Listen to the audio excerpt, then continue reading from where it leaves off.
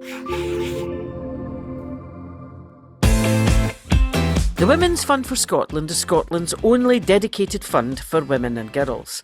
I'm Susan Morrison, and this is our podcast where we talk to inspiring women improving the lives of those women and girls today. In this episode, we speak to Karen from She Scotland. The modern world can be quite a frightening place for young women and girls with all those notifications, those apps, the pressure to look a certain way, and that is where She Scotland comes in. It's a privilege and a pleasure to be interviewing my co-star from the Edinburgh Fringe, Karen from She Scotland. Yeah! What's up? What's up? So just to give the audience a bit of a background, Karen and I were on stage during Fringe 2023 impersonating teenage girls. Now, that ship has long sailed for me, Karen.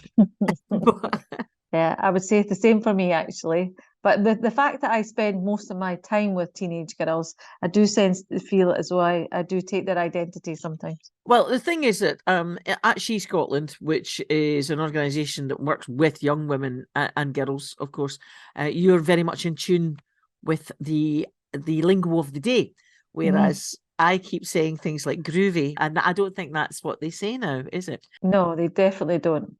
We were impersonating teenage girls because we were part of a Fringe show where we talked about the damage that social media, amongst other things, was causing to the psyche of young women and girls in Scotland today. And She Scotland is on a mission to change that, Karen, isn't it? It is, definitely. We've co-directed or designed programmes with Napier University because we've been doing this analysis of how girls and young women use social media, which is very different probably in some ways from how we use it. And it's certainly more, although I am guilty of using it, but definitely they use it far more than they should do. And that's not always a positive. So yeah, we've been working very hard to educate them on how they use it, becoming aware of how much a marketing tool that it actually is and how much that it actually controls our life. I think that was the most shocking thing for me when we were doing that show, when you were explaining the background to that show, was the usage that these young women and girls were piling up on social media. I mean, you were talking about hours a day. Mm-hmm. Yeah, for some people it can be between 14 and 18 hours. And these are hours that one, they should be sleeping, some of them, but also they're within education or they have other, interests, etc., that are being negated because they're on social media all the time. And for any parent out there, they know the damage that's doing to relationships, to trying to get them, to do anything remotely with regards to family time or homework time or anything like that. But the damage that they're using social media is not only because of the time spent on it, it's what they're actually seeing and what they're being aware of on social media. For some of these girls, they are watching hours and hours of very negative images or looking at things that are not positive, that do a lot of damage to their mental health, their physical health. There's increase in young women with eating disorders, obviously post-COVID, but it started increasing during COVID times. And again, I suppose in COVID times as well, we encouraged people to be on these IT systems, and social media platforms because we needed to connect with people. Well, now we, in some ways, need to disconnect from using them and actually speak to people and to communicate with humans. And I was reminded of that today. I was in a school today doing a session with S6 girls, so probably about kind of 15-year-old girls. Yeah. And they were talking today about that was one of the major issues that face girls and young women is the use of social media and the power that it can wield. And we've used the word addiction, and in some ways, I would say that is very true, that people become very addicted. We're all addicted in some ways of using our phone for everything. I can't add up anymore. I just have to I'm like, where did I get my calculator and stuff like that? Or I don't know anybody's numbers. I don't know. No. And so these are things that we've got so dependent on our technology that we've kind of lost a part of that. Yeah. To be fair, I could never add up anyway. So the idea of having a calculator in my pocket was just, yay! Can I just ask a question, Karen? How old is She Scotland as an organisation? We are 7 years old. We're still newbies, really, to be honest. And it's been likened for a long time to being my baby, and I do kind of feel as though it is my child because it was part of me that really saw the need for working with girls and young women and with women about supporting them to feel more positive about themselves. We talk about shero power and stepping into that power of, we have power, and strangely enough, today when we did the session today, it was about empowerment. It is about kind of understanding that you do have a power, and we joked about it today with regards to the superpower, but your superpower is that you have the power to make change happen in people's hearts and minds, and in their thoughts and their behaviors. And equally, you have that within yourself. And if you look at social media, or you look at other people as a way of validating yourself, then it kind of takes the power away from you. So, what power can you have, and do you have? And you have that power to really impact positively as well as negatively, positively on yourself and others. And I think we need to be reminded of that over and over. And hence the reason why She Scotland exists, and our vision and our mission is really much so to try and empower these girls and young women and women to feel that power, and to take their place. But when you started 7 years ago, was your Mhm. emphasis quite so heavily on the social media side of things? It wasn't. There was a lot to do with obviously some of the issues around, friendship, peer relationships, looking at self-esteem and confidence. We knew that over many, many years and many, many different kind of research and evidence-based literature that social media was increasing imagery and how we market women. To go back to the Twiggy days, I'm Oh not saying yeah. that me and you remember the Twiggy days, but looking at the kind of way, the culture of how women's bodies are portrayed, etc., kind of thing. So now it's in our pockets, isn't it? It's in our hands all Mm. the time, where we can't really get away from that imagery. So whereas in my day and in your day, you probably weren't buying magazines, definitely, unless it was the, Did you get the Jackie? oh, I used to get the Jackie, yeah, and the Mandy. But yeah, the difference, there is differences from then to now, even in the 7 years. If you look at the last 7 years with COVID, with the issues that are happening all over the world, people being displaced. One of the girls in our group is from Syria, and having to been in a refugee camp for 3 years, the young woman has seen and heard things and been part of things that you would never want to happen to anybody. And then you look at, the other parts of the world where we've had, the COVID Mm. pandemic, and then you've got the cost of living crisis. And over the last 7 years, there's been a lot to contend with. And add into that, your turning of age, or you're changing body, or you're changing peer groups, or you're changing schools.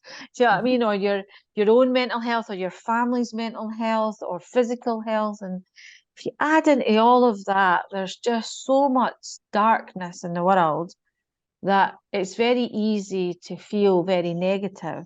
Yeah. And I think that what we try and do within She Scotland is provide that space where it's safe, within the workshops that we do, which is largely in school. And that's a chosen space to be in, Susan, because that's where the impact of all of these issues can really have a lifetime impact, Yeah. because girls are not attaining, they're not attending, they're not being understood, they're not being given their voice. They're in some ways, I was in a school today. I'm only 5'1", and today I felt impacted by the young people around me, not just males, but young people around me, because there was no body space. There's no space. Where's my personal space? Do you know what I mean? Like, it just felt as though, and if you're somebody who finds that very overwhelming, or that feeling of being in that really busy environment, noisy, busy environment, you can get lost, and literally get lost, actually, some of these schools, but you can get really, and that impact on you can be, for the rest of your life. You know, the team that were with me today were talking about when they were teenagers and things that they did or saw, which also now impacts on them, you know, and so what we're trying to do is in some ways mitigate for that in some ways and give a space where you can be heard and you're encouraged to be heard, actually, to be honest with you. And sometimes they disrespect our educational partners. Sometimes you're not encouraged to be heard. And so from that point of view, it's about listening and it's about doing what you're told, etc. Whereas we try and change that within the session that we're doing. It's about hearing you, connecting with each other. There's a lot in the world that can pull you apart.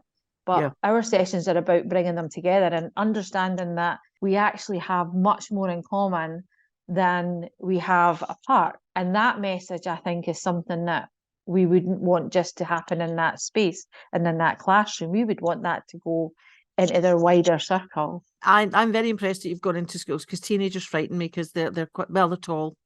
And as you might remember during the Fringe, tall people scare me slightly. So She Scotland, did you set that up? Were you part of the founding of that? Yeah, I founded that, yeah. What actually drove you to do? I mean, we've talked a lot about the current situation that young women are in, but what drove you back then? Back then, about 9 years ago, I was working and had been working for the 9 years previous to that as a girls and young women's worker in the Citadel Youth Centre. And through that programme and through that project, which was funded by Children in Need, every time I came across this feeling that we should do more. We should do more. It's no enough, you know, to go in and meet with somebody for an hour to give them some support or some mentoring, or to have a space for young women, young parents, young mums, girls to come together and all that kind of thing. And I had the opportunity to do coaching, life coaching. And the wonderful Michelle Armstrong, who did that with me, spoke about what I wanted to do. And sometimes you just need somebody to say, well, what do you want to do? How do you think? You know, how do you think this would be solved? And I said, well, I think it would be solved by having more of me, more Karens. And Oh if God, the world, yes. yeah, and if the world wasn't bad enough, we need to have more role models. We need to have more opportunities for girls, young women, and women to collectively come together and share their experience and their lived experience, but also to support the next generation with the advice and the answers that we've came up with. So I leaped out of a job into the abyss. At some points, it felt like, but I just jumped. I got myself a part-time job as a family support worker, and I corralled all the women that I knew and had met over the years to come in and support me and to join our board. And I went to family women, you know, women that were in my family, and said, you know, I've got no money to pay you, but if I train you on these resources, would you come in and deliver with me? And that's how we started. It's a bit like, it's not like pyramid selling, but I kind of always use this analogy, but it's like you train up, you know, 5 people, they go and train 5 people each. That's 25 people. Do you know what I mean? Who all are saying the same message. So from that point of view, that was the concept of it. And I was really keen to involve women who potentially didn't feel valued and felt very much like, you know, who am I? I'm just a mum, or I've never done anything in my life, you know. And there was a lot of women around at that time who felt like that and still feel like that, actually, some of them. But I thought, you're my Shiro, you're the woman that I went to for that advice, or you're that woman who always took me aside and helped me, you know.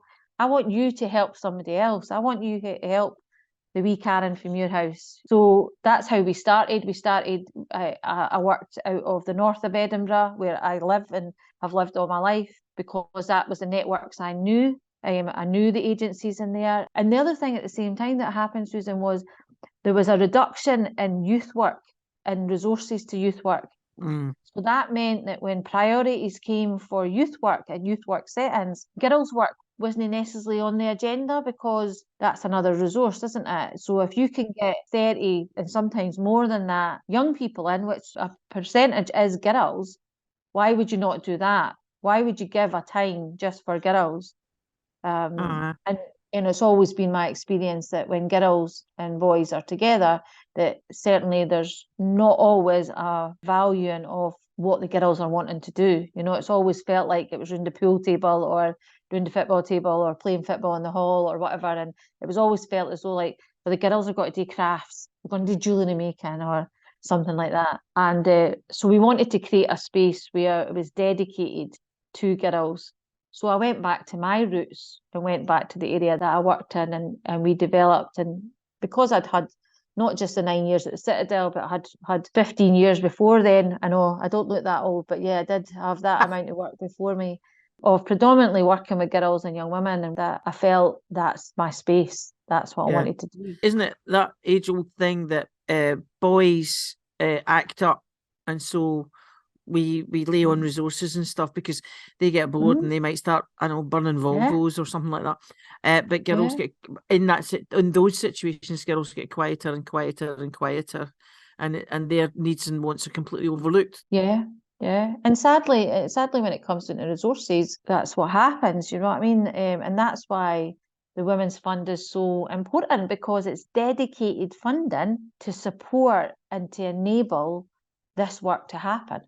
Do you know what I mean? And I'm not just saying that because we're on this podcast, but that's why we need more resources that are dedicated to that. And, you know, and people will say, oh, well, what about the boys? And our thing is, it used to be, but what about the boys?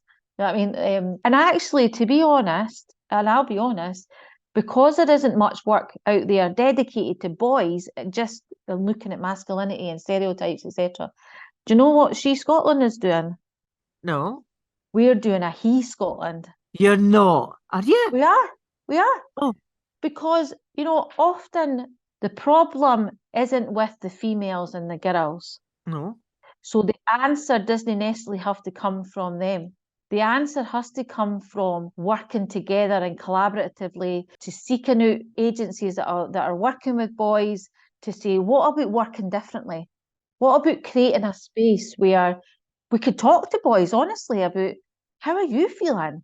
Why are you behaving like this? Why are you using this language? And try and get to the actual nitty gritty bit of it. So yeah, we are piloting a couple of groups in a couple of schools with boys, and the program we're doing is called Champions of Change, and that's where we bring boys and girls together.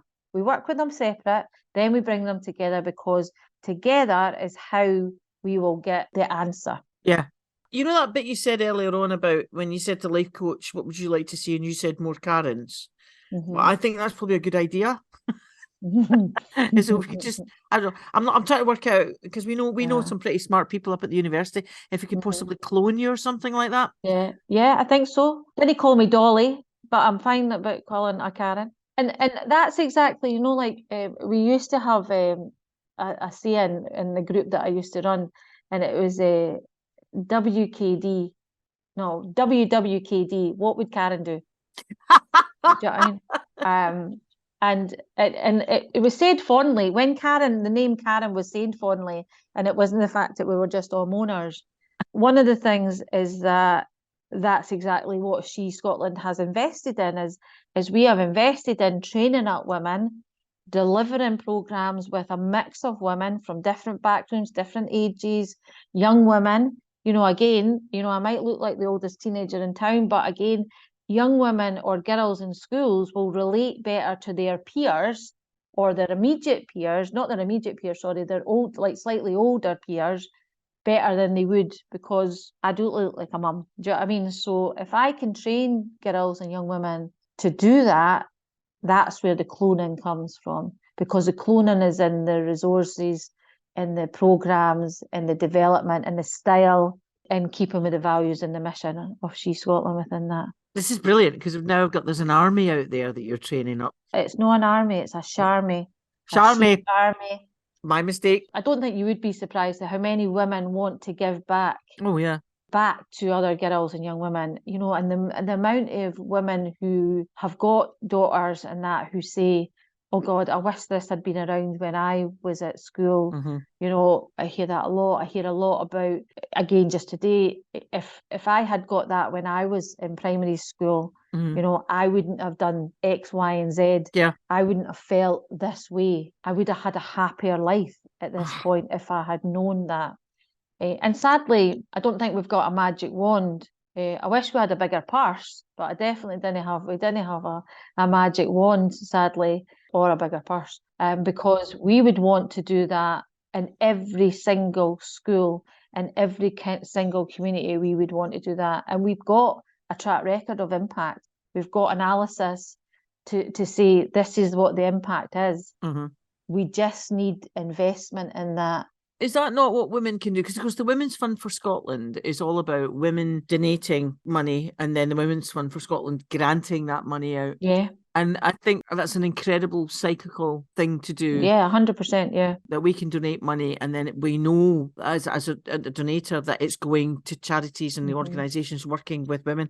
And in your case, working with young women and girls, which I think is utterly crucial because that's when so much in your life changes. Yeah, there's so much impacts on you on those years, and sadly a lot younger than we've ever seen before. Do you know what I mean? The image thing is a really frightening thing. I mean, we had it when we were younger. You know, you had to have the right hair, but you could have different styles. I had a perm. Let's not talk about that. I've still got the scalp burns to do with that perm my sisters gave me. But these were just fashions and fads. But now I'm seeing young women, increasingly younger women, who are Botoxing.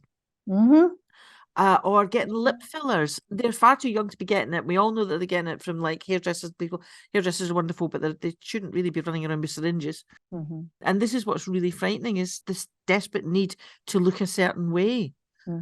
And it's so crippling for these young women. And it is, and it's, you know, and lip fillers, and there's such a pressure. And see if you didn't fit in with that, because not everybody does. No, very few actually do. But you're then seen as the odd one.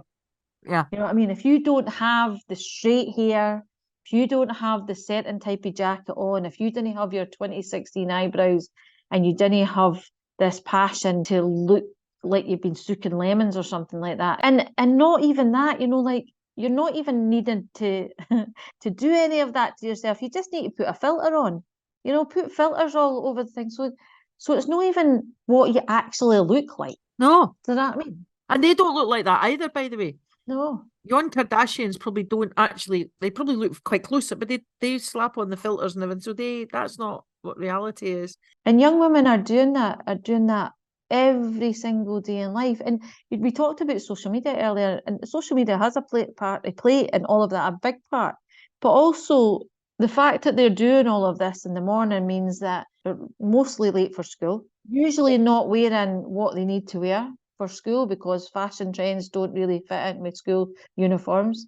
Or Scottish weather. Yeah, why didn't they not wear jackets? I don't know, but that's an old thing. Don't get me started. But I think that from all of that, what are they losing then if they're doing that? One, they're losing sleep. Two, they're losing nutrition and they're not having proper breakfast. Three, they're probably costing people a fortune, you know, and in this day in life, you know, it's all on Shein and, you know, and what other Boohoo and all that, or Asbo, as I was calling it. My daughter was like, it's not called Asbo, Mum. And whatever site these things are on. Do you know what I mean? And then you've got, like, you know, the environmental impact that's all having, and people who are in debt up to their eyebrows with like Klarna and everything like that. Do you know what I mean? You're talking young girls who have got Klarna, which is a credit account type thing. Do you know what I mean? I'm like, how are you able to get that? You're only 14. Oh, my mum got it for me. Oh, boy. Yeah, well, your mum got it for you, but like, so you're putting debt, you know, you're buying these items, you know, in the hope that you're going to not like them and send them back and whatever, but you're going to wear them to a night out, you're going to wear them to wherever the ice skating or wherever they go, and then you're going to send it back in the hope that you're going to get a refund. And this was a conversation I had the other day there, and this was with a 14-year-old. The pressure to be consumers and to look the same is starting earlier and earlier. It's much earlier. Here's another thing that I find really tragic, is these lassies are bonny anyhow. Oh, 100%, yeah. But the other tragedy is, I suppose, that we can all do is we look back at images of ourselves when we were their age, and you realise I didn't look as bad as I thought I looked. You know, I looked all right actually, but they can't see that. And the other damage is, if they're spending all this time on the social media learning the TikTok dances, which is what we tried to do on stage, if they're doing all of this time, they're not investing in their brain. That's the problem, isn't it? And our brain is being manipulated to think that these are normal behaviours. I think to myself, what are you not doing? You know, when you're doing all of these things, what are you not doing? And they're certainly not engaging with other people. They're certainly not feeling good about themselves. Because if you slap as much makeup on as that, you know, you obviously can't feel good about what you look like. What you're doing to your skin, because your skin's not able to breathe, you know, what you're doing to your income generation as well. Like, you know, like you're not able to bring income in because you're paying out for whatever it might be, the latest trend or fad that's out there. And all the future career possibilities that you could have. You see, that's what constantly comes back to me, is that we are a very small country. We don't have very many people, and we need all the human potential we can get. And it's really sad to watch these young women shut down this big part of their life. And you know something, the foundation will go off and it will fade, and your lips will go down again. But you know, you'll need a career. And you want to, at the age of, I don't know, 45, 50, you want to be able to look back at a life, you know, just look at your life and go, yeah, I'm happy. And if you've spent all that time getting locked into social media, you won't. Yeah. And not really achieving your potential. And it's the thing that gets me up every morning and keeps me going when times are dark, when we've not got funding for things and we've not able to achieve what we want to achieve. It's those bright sparks that get me moving and get thinking, right, okay, we're making a difference. We're going to be doing this, and, you know, giving a space to the young woman from Syria, or the, you know, or the young woman who says, I thought this would be shite today, but it was really, really good. Do you know what I mean? That's why you get it. Do you know what I mean? That's why you act like the fool and you, like, do you know what I mean, and do all that. But you give people space, and you give them the space to think differently and to feel differently.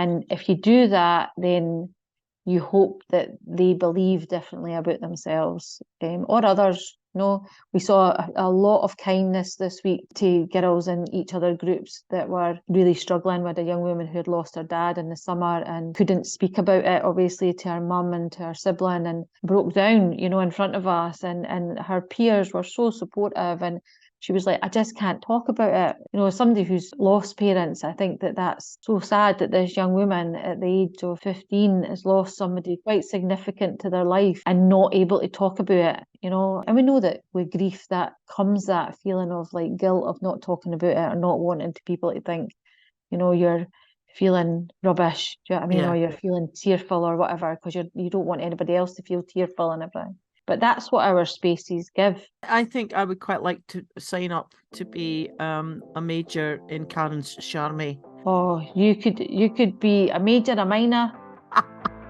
Because I would be proud to serve under the command of Lieutenant General Karen of She Scotland. Thank you for joining us and listening to this story. I hope you've been inspired. And if you would like to support the Women's Fund for Scotland, search for us online and listen out for our other podcast episodes. Sadly, since the podcast was recorded, She Scotland have had to cease operations. It was a very difficult decision for all involved, and it was due to the extremely challenging funding environment. It affected the finances and the trading. It's incredibly sad that young women and girls across Edinburgh and beyond will be left without this important and vital service.